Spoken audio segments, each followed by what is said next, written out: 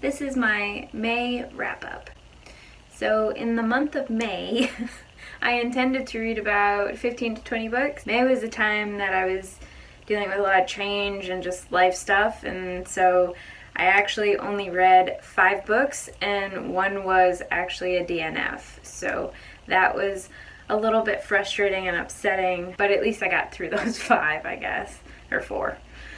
So the first book I read was The Earth, My Butt, and Other Big Round Things. It's a coming-of-age novel about a plus-size girl who's dealing with family issues, relationships, and about, I'd say probably like halfway through the novel, her life is kind of turned upside down by developments in her family life. Can't really say much more than that without giving anything away. But I liked it, but it wasn't fantastic, so I gave it 3 stars. I think I read an older version. Apparently there's a newer version where she incorporates like pop culture of today's world to make it, I guess, a bit more relevant. So I'm kind of curious what she added or took away from this version. It does read a little bit dated. I think it came out in the early 2000s, and I remember hearing and seeing things that were mentioned or talked about in this back then, but I can't imagine it being as prevalent now. But it definitely deals with body issues and things like that. But the body issues and relationship issues and other pretty big issues, this might be considered a little bit of a spoiler, but I want to give you a trigger warning for eating disorders and rape.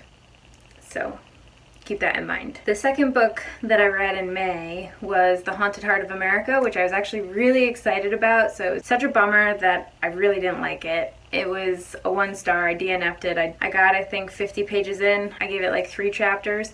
If you ever watch those like ghost hunter shows and stuff like that, I read very much like that, and a very low budget one at that, and I was kind of hoping for more like haunted stories, the stories that come out of these places, not we set up the equipment and this is what we saw. And I guess a lot of it was quite inconclusive, so it wasn't all that interesting because it felt like you were kind of reading about nothing. The next book that I read was To Kill a Kingdom. Technically I listened to it, but there's really no difference between reading and listening to a book, but that's a whole other discussion. I gave that 3.5 stars. I generally really love mermaid stories, and this one was good. It just was a bit predictable, and that kind of took away from it for me. And on top of it, because it was predictable, I was sort of bored at times, and the writing didn't help because some of the writing just felt forced.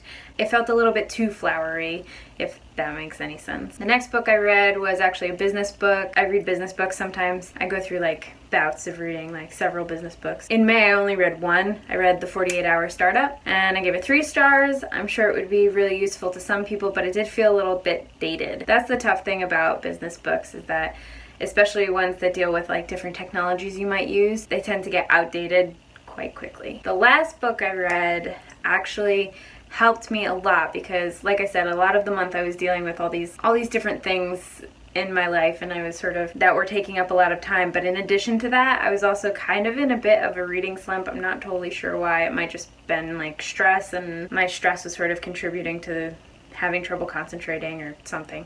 I don't know.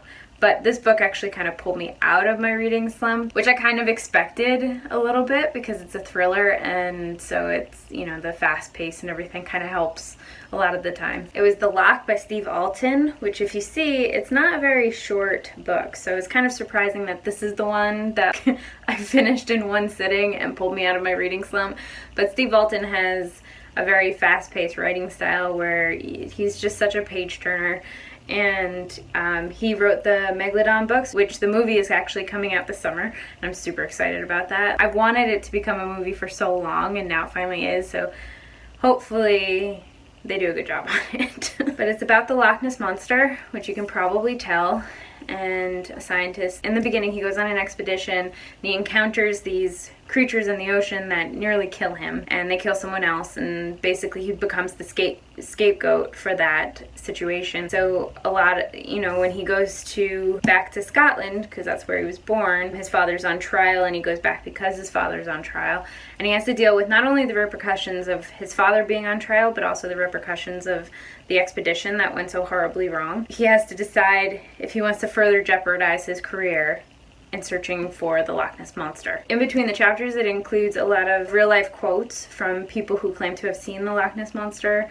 and things like that. So that's really cool, and it's sort of interwoven with stories from ancient Scotland that he made up. That part is fictional, but it's really exciting. And unlike some other like science fiction monster stories, even though the main character is a scientist, it deals mostly with like adventurous thriller monster side and less with the science that might come behind it. And I gave this one 4 stars. So those are the books that I read in May. For the most part, they were mediocre books in my opinion. 3 stars, 1 DNF, and 1 4-star. So it wasn't, but I was in a reading slump, so I don't know if maybe the books I didn't like as much because I was in a reading slump. But in any case, that's the 4 books that I finished and the 1 I put down.